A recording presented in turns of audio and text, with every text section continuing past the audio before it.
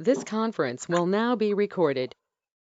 Hi guys, my name is LaDonna Cavanis and I am an instructor here at Ultimate Medical Academy, and today we're going to be reviewing medical terms. So let's get started.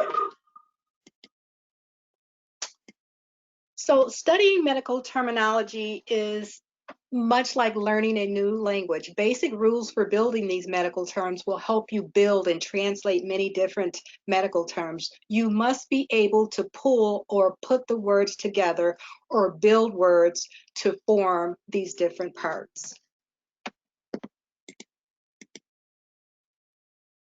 Let's talk about the word root. Here's an example. GASTR, which refers or means stomach. Here's an example of a combining form, GASTR/O, gastro. So what we did in this example is we took the word root, GASTR, and we added a combining vowel, and now we have a combining form, gastro. Here's an example of a suffix, itis. Itis is a suffix used very fluently in medical terminology. It means inflammation, okay? Let's take a look at our example for a prefix, hyper, Hyper. Hyper means high or above. Word parts cannot stand alone. Basic meaning of the word, which is the word part, it usually describes the part of the body that is involved. Suffixes are placed at the end of the word root, and prefixes are placed at the beginning of the word root. Combining vowels, including a vowel, which is usually a O, added to the end of a word. Sometimes your combining vowel may be an I or an E, but more commonly so, you're going to find that it's an O. It aids in pronunciation and combining two word roots. Combining form is added to the first word root. Combining form is used at the end of the second word root if the suffix begins with a vowel. So keep that, that's very important to remember. And here I've provided an image of the human body. So when we talk about myo, M-Y-E-L-O, this refers to the spinal cord. When we look at the next term, MYO, it means muscle, myo, okay? These sound alike, but they pertain to different parts of the body. So MYELO pertains to the spinal cord, and MYO pertains to the muscle. Let's look at osteo, O-S-T-E-O. It refers to bone. When we look at the next term, it's neuro, N-E-U-R-O, and it refers to the nerves. Arthro, A-R-T-H-O, refers to the joints in the body. Added at the end of a word, and we're talking about suffixes, to complete the term, may indicate a procedure, condition, disorder, or maybe even a disease. A combining vowel is used when suffix begins with a consonant. And here's an example of that, neuroplasty. When joining neuro with the suffix plasty, combining vowel O is used because the suffix begins with a consonant. And when we pull that all together, we come up with this surgical repair, right? And it's called a neuroplasty, okay? All right. A combining vowel is not used when suffix begins with a vowel. Example, tonsillitis. When joining tonsil, T-O-N-S-I-L-L, which refers to the tonsils, with the suffix itis, and we talked about this earlier, itis refers to inflammation. Combining vowel O is not used because the suffix begins with a vowel. You see the difference there? And when we pull this all together, we're looking at the medical term tonsillitis. And here's an example of that. Tonsil which refers to tonsil or tonsils, itis, which is inflammation. When you pull that together, it looks like this. It's spelled tonsillitis, Tonsillitis, and it means inflammation of the tonsils. Suffix may change a word root into a noun. A noun equals a person, place, or thing, and we learned that in what, grammar school? An example would be cranium. Crani, C-R-A-N-I, means skull. U-M, it's a noun ending. Okay. Suffix may change the meaning of a word into an adjective. Adjective defines or describes. An example would be cardiac. Cardi, C-A-R-D-I, refers to the heart, and act is pertaining to. It means pertaining to something. Here's some suffixes related to pathology. Suffixes may be used to describe a disease. Pathology is the study of all aspects of disease. And here's some examples. Algia, A-L-G-I-A, is pain and suffering. This is what it means. Itis is inflammation. Here's that word. I told you it's used very, very commonly.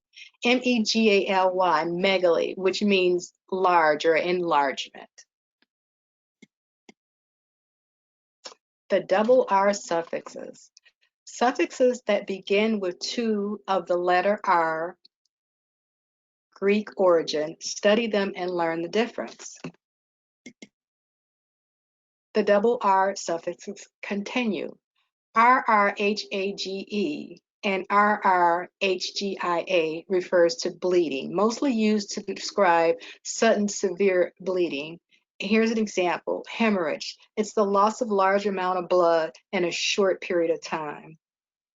HEMO with the combining, HEM with the combining vowel O refers to blood, and RRHAG refers to abnormal excessive fluid discharge.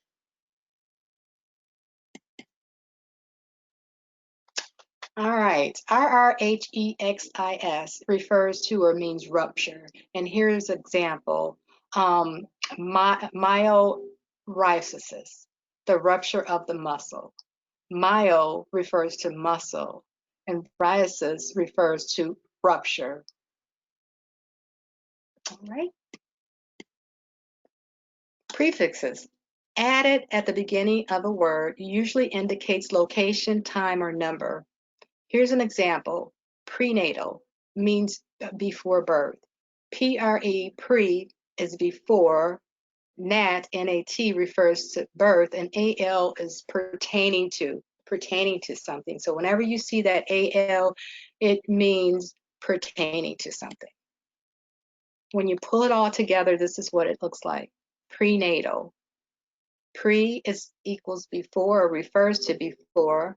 Nat refers to birth, and AL pertaining to prenatal. At the time and events before birth. Contrasting and confusing prefixes. They may have similar spellings but different meanings. And here's some examples. So when we look at AB, it refers to or means away. When we look at AD, it means toward. And INTR, enter, it means or refers to between or among. Intra refers to within or inside. Okay, determining the meaning of the basic word part. Knowing the meaning of the word part often makes it possible to figure out the definition of an unfamiliar medical term.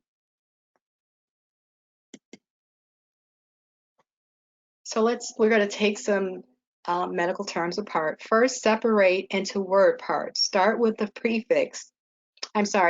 suffix and move toward the beginning, identifying the meaning of each part. Determine the context in which the term is used. Some word parts may have more than one meaning. Refer to the medical dictionary or trusted online source to double check your definition. Be aware not all medical terms are made up of word parts. All right, and here's an example here. So it's pronounced this way: otorhinolaryngology. The suffix is OL OGY, and it means the study of. So anytime you see the suffix OL OGY, it refers to the study of something.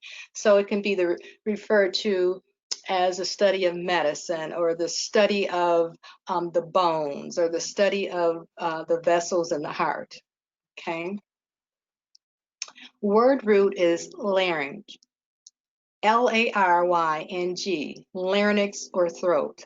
Combining vowel is not used here because word root is joining a suffix that begins with the vowel itself. So combining form rhino refers to the nose. Combining vowel is used here because the word root rhin, rin, is joined by another word root.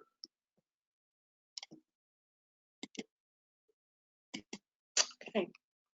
And here's what that looks like when you pull it all together.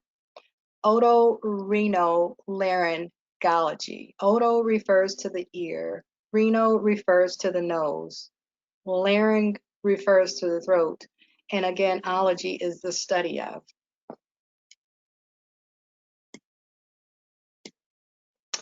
Medical dictionary use. Assist with mastering correct use of medical terms. Guidelines. Review user guide, table of contents, and your appendices. Check the medical term alphabetically. Check each letter. Since similar spellings may have different meanings, check all the definitions listed. Searching for definitions on the internet. Only use reliable websites. Refer to at least 2 websites. Be aware of search terms and double check spelling and meaning of the term for which you are searching. So this is all important information. It's important to note that when you are looking to search for medical terms, make sure that you're using reputable sources and reputable websites. Pronunciation. Commonly accepted pronunciation appears in parentheses next to the term. Pronounce a new word by saying it as it is spelled in the parentheses. Primary emphasis shown is uppercase bold-faced letters. So when we look at edema and we break it down to how it should be pronounced, edema, okay, edema. Here's another example. Appendicitis. Let's break it down. Appendicitis. Okay?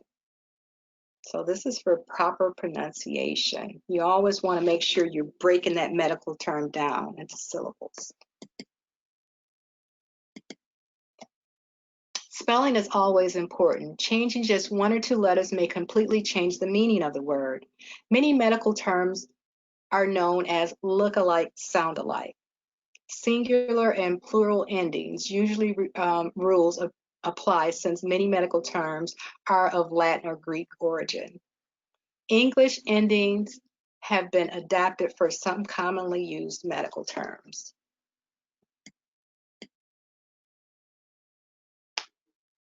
All right, further study may be required in learning medical terms that describe diseases and disease conditions. Look-alike, sound-alike terms and word parts. Many medical terms may look and sound similar, but their meaning are different. Study these terms very carefully, guys. Here's an example of look-alike, sound-alike terms and word parts. Arterio, arterio, arthro. Arterio means artery. Arterial means plaque or fatty substance. And arthro refers or means joint. So look-alike, sound-alike word parts continue. Ectomy, ostomy, otomy. Ectomy refers to surgical removal of, and ostomy refers to surgical creation of an artificial opening to the body surface. And otomy means cutting or surgical incision. So you have to make sure, guys, when you're translating documentation from medical records or progress notes or lab reports, you want to make sure that you're pulling that information from those sources precisely the way it's been documented by the provider.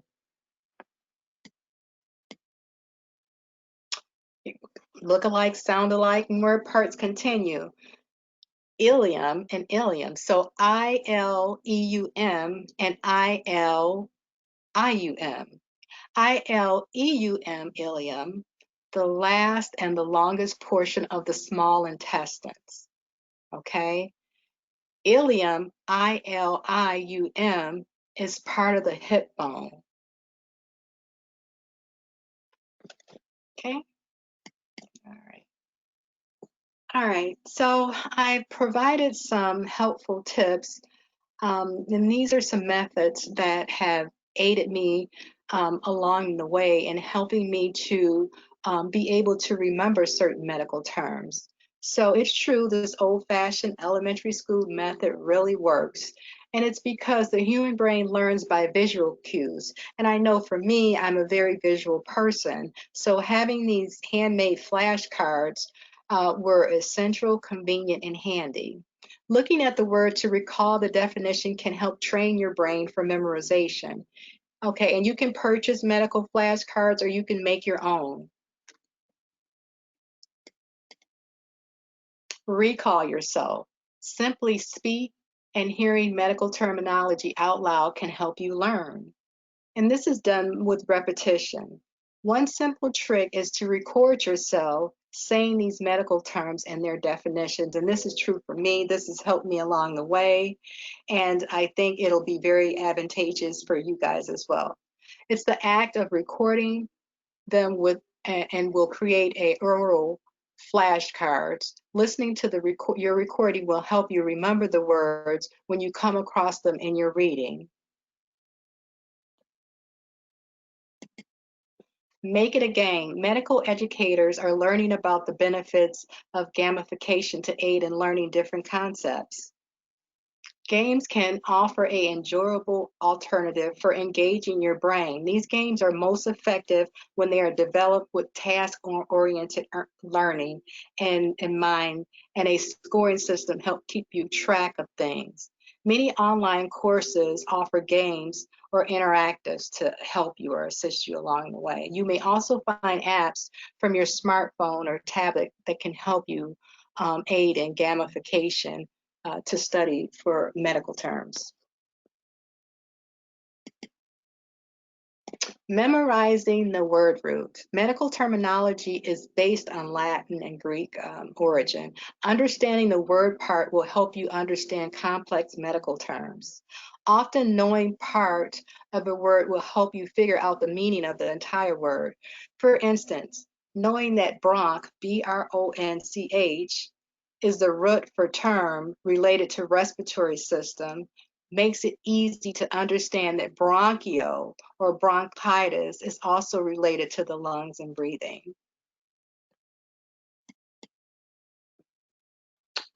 All right, guys, keep in mind that medical terminology, it's a key skill for a variety of jobs within the healthcare industry. Whether you are interested in medical transcriptionist, billing and coding, medical administration, or clinical roles, knowing the medical terms are very essential for your success. I would like to thank you guys for joining me in my lecture on medical terminology.